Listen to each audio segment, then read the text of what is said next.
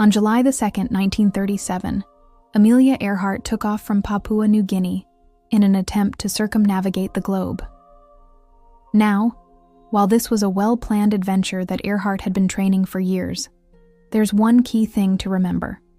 She was flying a plane that had a top speed of just 180 miles per hour into winds that were regularly blowing at over 200 miles per hour. And that means that when she took off on her final leg of the trip, she only had about 2 hours worth of fuel. So with no way to know whether or not they would find some sort of land-based navigation system, she and her navigator boarded their plane and disappeared. And since then, people have been searching for the pair as well as the wreckage of their plane in the Pacific Ocean for almost a century. And yet, despite all these searches, nothing has ever been found. But after all this time, we may finally know what actually happened to Amelia Earhart. Before we get started, be sure to like and subscribe so you can join our amazing community. Thanks so much. When Amelia Earhart took off from Howland Island, it wasn't just her fate that was uncertain, but also the fate of her plane, the Electra.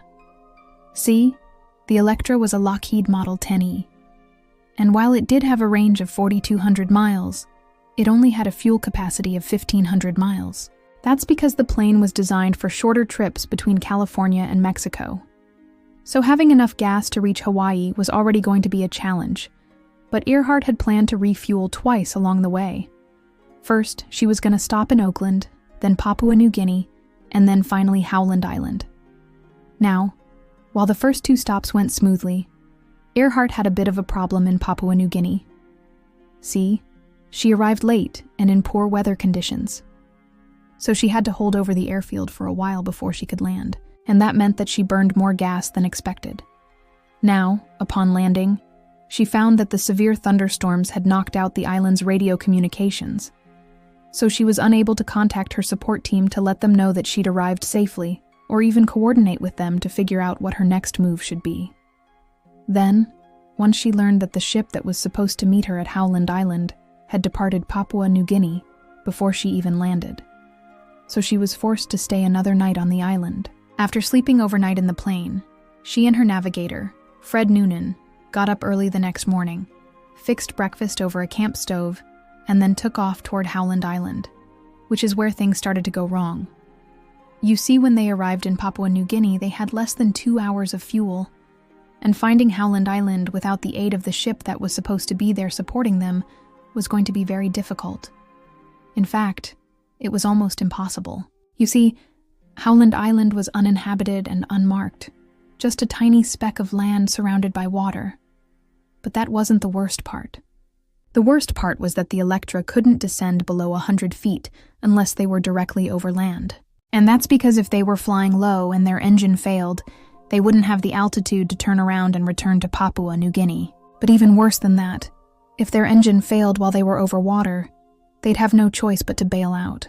So the odds of surviving this trip were slim to none.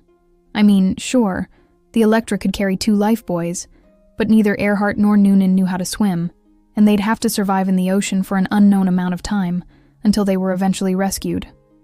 Not to mention it was July, and the water temperature in the Indian Ocean is around 80 degrees Fahrenheit, which means that they would likely die from dehydration long before they died from being in the ocean. But if they didn't crash and land on Howland Island, they still might die anyway. See, the Electra only had enough fuel for 2 hours, but if they ran out of gas on the way, they'd be stuck on a desert island with no food or water, which brings us back to their disappearance. As the Electra flew toward Howland Island, they attempted to contact the ship that was supposed to be waiting for them. But unfortunately, the Electra's radio was broken, so they had no way to communicate with anyone. All they had was a directional radio beacon, which they used to try and triangulate their location in relation to Howland Island. But due to atmospheric conditions, the signal kept changing directions. So they never really knew if they were getting closer to the island or farther away. Then after 2 hours, their fuel began to run low, forcing them to make a decision. They could continue on to Howland Island, hoping that they would find it soon. Or they could turn back and try to make it to the Marshall Islands, which would be much easier to navigate to. But before they could make their decision, their engine sputtered and died, stranding them in the middle of the Indian Ocean, with nothing but a small boat, which crashed shortly thereafter. And while there were reports of people seeing the Electra, none of those proved to be credible. So the assumption was made that the plane had crashed, and both Earhart and Noonan had perished. The search for the Electra was extensive. The U.S. military spent 7 months looking for the plane and combing through 800,000 square miles of the South Pacific, but they never found any evidence that the Electra had ever existed. And so the general consensus was that the Electra had gone down somewhere in the Indian Ocean, and the bodies of Earhart and Noonan were lost to the depths forever. However, new research suggests that this may not be the case, and that the Electra actually ended up on the coast of a small island known as Nikumaroro. See, there are 2 main pieces of evidence here. First, the Electra was last seen heading northwest toward Howland Island, and the course that it would have had to take to reach Nikumaroro is virtually the same. Second, bones that were discovered on Nikumaroro match the anthropological profile of Amelia Earhart. The bones were discovered in 1940 by a British colonial officer who collected them and sent them off to be studied. However, because World War II was raging at the time, the bones were never picked up, and it wasn't until 1970 that the bones were finally examined.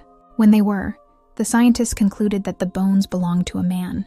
But this conclusion was later challenged by a professor of physical anthropology who claimed that the bones actually belonged to a woman. Then in 2017, a historian uncovered documents showing that the bones had been mislabeled and that they were, in fact, from the island of Nikumaroro. This historian also noted that an analysis of the bones showed that they were from someone who was 5'2", which was the same height as Amelia Earhart.